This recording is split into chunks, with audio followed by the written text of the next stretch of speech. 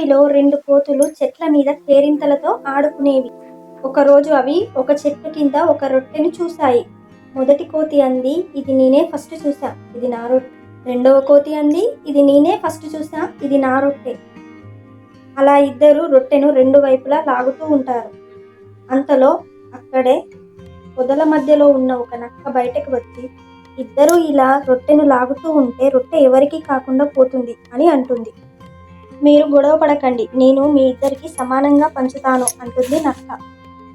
కోతులు నక్కను పూర్తిగా నమ్మాయి. అప్పుడు నక్క రొట్టెను 2 ముక్కలుగా తెంచింది. కానీ ఒక ముక్క పెద్దది, రెండవ ముక్క చిన్నదిగా అయ్యింది. అయ్యో, ఇది చాలా పెద్దదిగా ఉందే అంటూ దానిని కొంచెం కొరికింది. అప్పుడు ఇంకో ముక్క పెద్దదిగా కనిపించింది. అయ్యో, ఇప్పుడు ఈ ముక్క పెద్దదిగా ఉందే అంటూ రెండవ ముక్కను కూడా కొరికింది. ఇలా ఒక ముక్క తర్వాత ఇంకో ముక్క కొరుకుతూ పోయింది. చివరకు రొట్టె అంతా నక్క తినేసింది. కోతులు ఆశ్చర్యంతో చూశాయి. మా రొట్టె అంతా తినేసింది అంటూ నోరెళ్ళబెట్టాయి.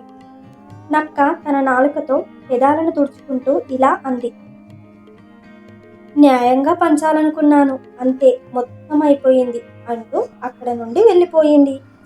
ఇక్కడ 2 కోతులు గొడవ పడడం వల్ల 3వ వ్యక్తి అయిన నక్క లాభపడుతుంది. అందువల్ల నిజ జీవితంలో కూడా గొడవ పడకుండా కలిసి ఉండాలని ఈ కథ యొక్క నీతి. Subscribe for more stories. Please like and share.